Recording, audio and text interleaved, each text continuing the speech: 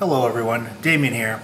So I'd like to share with you what has gone on with my Tesla Model 3 Performance.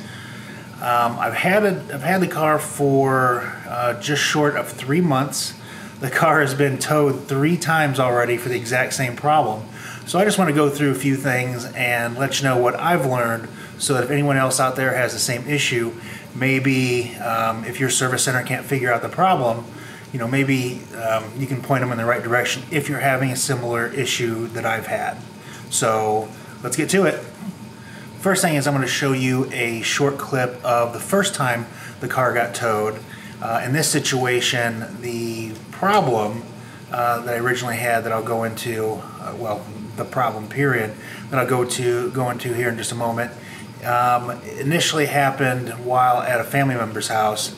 We were visiting, we came out, got in the car would not go into gear, had 3 different error messages, and it just sat there. Luckily I sat and reset it using the steering wheel, resetting it using the reset on the screen several times, and about 20 or 30 minutes of doing that, the car finally went into reverse, and I was able to get it out of the driveway, and I limped it home. We only lived about 5 miles away from when this happened.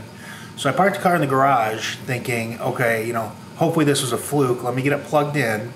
Now the car had plenty of charge, so that wasn't the problem. I was just hoping maybe, like I said, maybe it was a fluke and it wouldn't happen again. So I plugged the car in that night, get up the next morning, and lo and behold, of course, was not a fluke. The problem came back. And so let's take a look at the quick clip of the car being basically yanked out of my garage. Okay, as you can see in this clip, the tow truck driver has placed some tire sliders or tire chocks or something, or whatever you want to call them, behind the tires to help the car slide across the surface of my garage floor. And he also sprays some stuff behind the tires to help them slide even more. And when I asked him about it, he said it's tire shine, and anyone that's put that tire shine stuff on their cars knows that it can really make them very slick.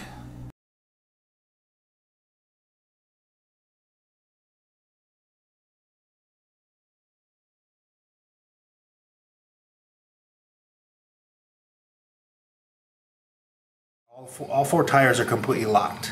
So trying to get into the Model 3 has transport mode, which allows you to push the car so that you can get it into position and possibly roll it up on a flatbed or something. But with the problem I've been having, all 4 tires are locked. It won't go into gear. Tow mode isn't available. It will do absolutely nothing. So that definitely made the situation worse. So after we dropped the car off at the service center, about 4 days later, I got a call. Now, in the meantime, I'd gotten updates through text message. I have to say, Tesla service has been really good all through this entire process. They've been great about keeping me up to date.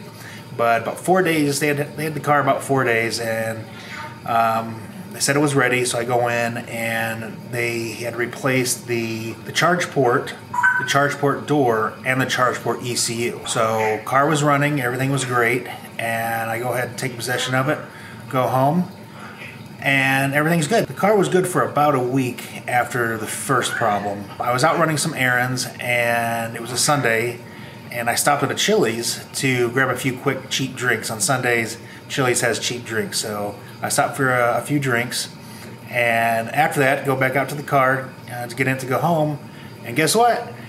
Here it is again, exact same problem. There's 3 different errors.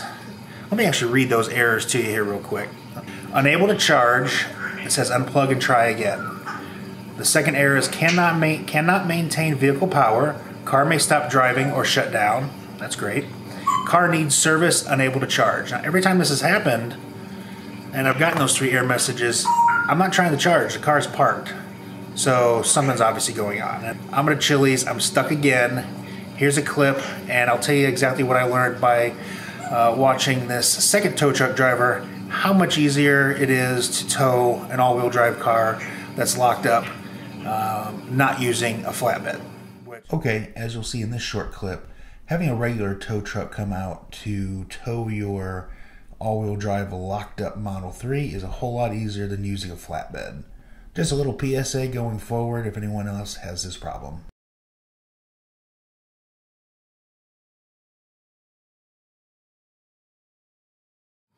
So the second trip to the service center, again, Tesla service has been great. Everyone there has been great to work with. They were really nice, and they gave me a Maserati. I think it's called the Ghibli. Maserati Ghibli, does that sound right? Anyway, they gave me a Maserati to drive. And so I drove that around for 3 or 4 days, which was fun. It's not nearly as quick as my Tesla, but it was a fun car. You know, just fun to drive a Maserati, quote unquote Italian built, or at least the motor is Italian, made by Ferrari. So that was an interesting car to drive. The transmission was a mess. It definitely had a mind of its own. Sometimes it would take off when you didn't want it to, and then other times you'd floor it and it would go nowhere. But either way, it was still a Maserati drive, and I had a loaner. And a lot of dealerships don't give loaners, let alone Maseratis. I apologize for any whistling or talking in the background. That's my African gray parrot. I could cover her up, but it's a little too early in the night, and oh well. So second time around, what they found was that there was a fault in the power conversion system of my car. And I looked it up, and it looks like it's some kind of self-contained unit that they can just take out and replace. Maybe I'm wrong there, but there was a fault. It did take, I want to say it took another 3 or 4 days because they had to order parts. So they put that in, got the car running again, everything was great. Dropped off the Maserati, was happy to pick up my Model 3 again, and away I went. On to the third time.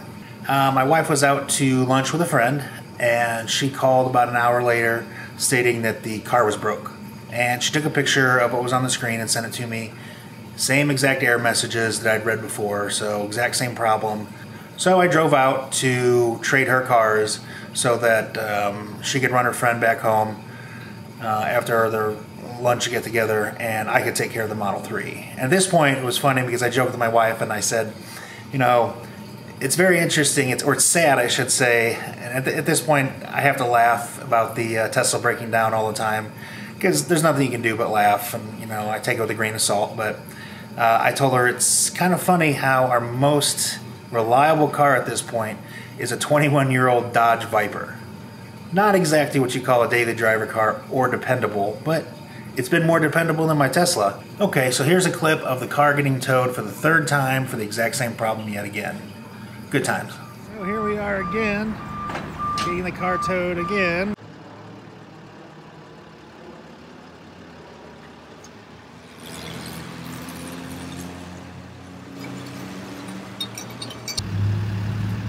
There we go. So after we dropped the car off at the service center, I'd rode with the tow truck driver again. I'm starting to get to know the local tow truck drivers, which is sad. But after we dropped it off, I got a loaner and I left. And about 2 hours later, my service rep called me, and she said that she ran my situation by the general manager of the service center, and they felt really bad. So he had instructed her to call me and ask if there was anything that they could do to make it better.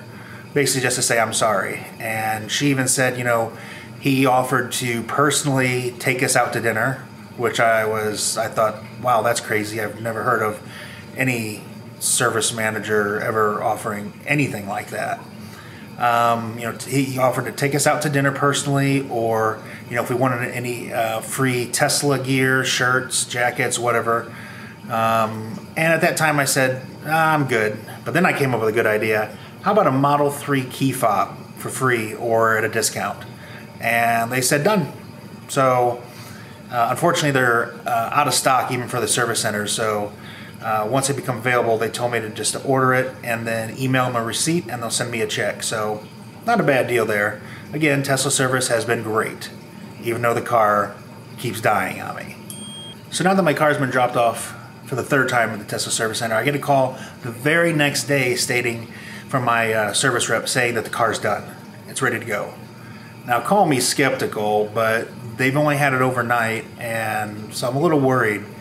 But she did explain that she said that we got lucky, that apparently there was some type of regional meeting where they had managers in from other service centers and some kind of training manager in, and there was I just happened to be a meeting at my local service center, and the situation with my car came up in the meeting, and luckily one of the training supervisors or somebody had actually seen the exact same issue a couple of times at other service centers, and it's extremely rare. That's why it's not something that they just knew how to take care of right off the bat. So fortunately, they were able to recreate the problem there at the service center. That way they knew exactly what the problem was and get it fixed. So in the end, the problem, all these problems, all the parts that were replaced, it was a bolt. From what they tell me, it was a bolt that wasn't completely tightened down, and it was a grounding bolt. So intermittently, as I would drive around, and which kind of makes sense, but maybe not, because as I'm driving around, I would think that things would get jostled around and maybe it would create a problem while I'm driving. But I never had a problem other than, after I've parked the car and come back to it, then it has an issue. But apparently what they said, it was a grounding bolt that wasn't fully tightened down, that was causing intermittent problems, and it was causing these other errors to show up and to make it look like it was other components having problems when it was literally just a grounding fault the entire time in the electrical system. So I've got the car back. It's been a couple weeks now, and so far so good. So if anyone out there is experiencing repeated problems, maybe they're not the exact errors that I'm getting or the exact symptoms, maybe it's manifesting in a different way.